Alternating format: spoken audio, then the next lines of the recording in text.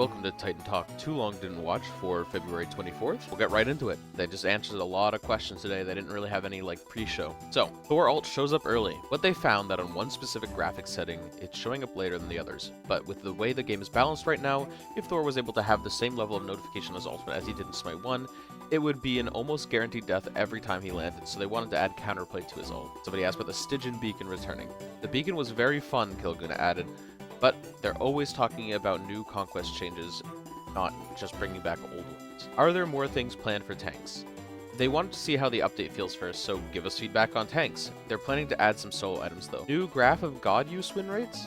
None today, but Isaiah said he'll talk to Max to try and get some god use win rates and graphs. OB5 should have item store improvements coming. Do we have any update on getting a report notification if action was taken?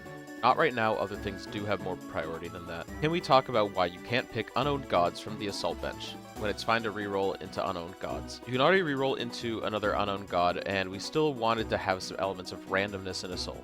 Can't pick ones that you didn't reroll into and you don't own, but you can reroll into ones that you don't own to help maintain the randomness. Somebody asked about a Hades buff, and they're like, I've been winning a lot on Hades, but they'll have to ask Max about it. Here's a reminder that a Wheelix is coming out next Monday. When is the next 2x Worshippers?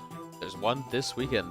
Woo! Will there be a god roadmap after Bari? Yep, they're going to talk about the next handful of god releases after Bari with a rough timeline. This week on Reddit, there was a post on ArtStation of different times of day planned for Joust, as it made a lot of crystals and stuff stand out, so like nighttime. Why wasn't this picked? The problem with the night art style is that it looks super good in screenshots, but it makes it bad to play on. Everyone always hates playing on darker maps, people find them depressing, and people will play the game less if the map is dark. That is just their historical findings.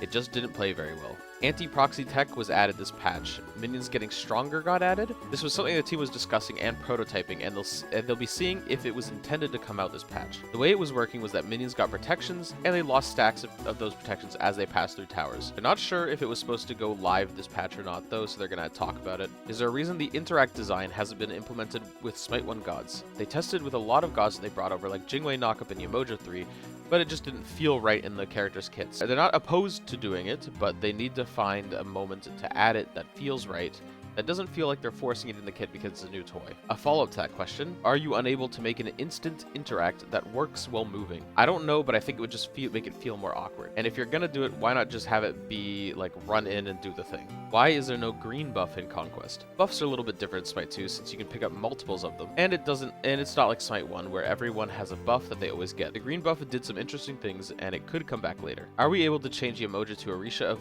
Rivers and Baron to Loa instead of God? Something we could do, yes. Bari will begin flash testing next week, and she'll be shown off probably on Friday, I imagine. Because we only get one aspect this patch, will we get 2 or 3 next patch? It's hard to guarantee a certain number of aspects per patch. You can expect a variety of aspects, items, and gods for big releases, but not every patch will have 2 to 3 new aspects. How are you feeling about the Wandering Market release? It's performing very well, and people are liking it. More people are choosing to buy into the Wandering Market than any other battle pass in Smite 1's history in terms of the percentage of players buying it, not the raw numbers. Normally with Smite 1 battle passes, they would sell a ton on day 1 and not a few after it. But in Wandering Market, many more people are buying it much later down the line instead as well. About mastery skins, can you make it so that they change the VFX of the abilities? Not right now, but maybe some point in the future. They use the Smite 1 mastery skins as a template for this, where they change the color of your basic attacks, but not your abilities. They're working on a new system that lets you change the colors of the abilities a lot easier in the future. They get God Builder questions every single Titan Talk, and here's just another reminder that it's still being worked on, and it's going to come out somewhen soon. Why does buying a potion when I have full consumables take my money and use the potion? Basically, you only want power potions to be able to be bought that way.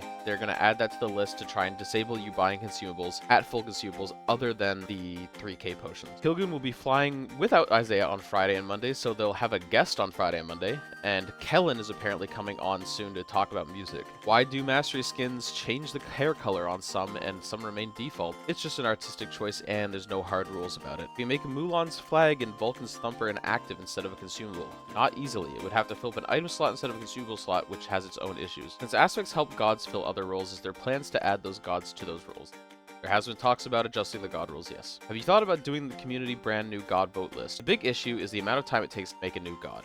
From start to finish, making an all-new god is about 6 months of work. Because of those timelines, when we have to start talking about something publicly, there's going to be content that releases after it, and it's going to feel old by the time it actually comes out. We had this happen with the old tier 5 skin votes that we did. We find it's better to have people focused on one new thing at a time. Like this week, we're talking about Artemis, and next week, we're talking about a Wheelix, rather than we're talking about this one thing for the next 6 months, and you're bored of it by the time it comes out. Will any Norse gods appear in future updates? Yeah, we have a lot of Norse gods that are in Smite 1 that aren't in Smite 2 yet. Hardest god to port that hasn't been ported yet. King Arthur for sure. Part of it is his auto attacks. He's the only god in Smite that uses motion auto attacks, where he hones in on his targets. Plus he's a stance switcher who has twice as many animations and effects. He is a very difficult god to do. He's been on the calendar to release like 4 times apparently. He was supposed to come out with Mordred, but he's been delayed. Recall skins? We've been talking about other cosmetic types, no firm ETA on when we're going to do them other than music packs in OB5 or OB6. Different proposed auto builds for whether they're picked with aspects or not.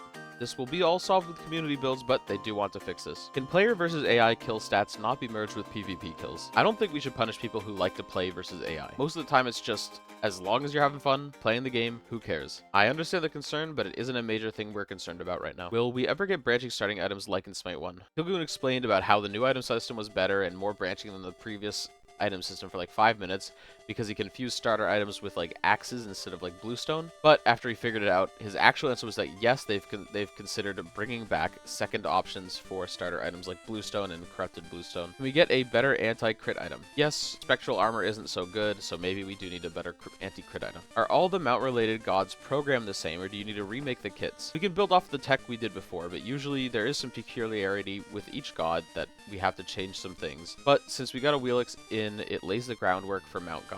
Of course, the obligatory Alani check. Isaiah and Kilgoon both have pink slush today. Look at that. Merlin ETA. Kilgoon says, sooner than you may be expecting. Any updates to pro play? No updates yet. Still working through some competitive outlets with cash prizing. There's not going to be a full pro league in the near term.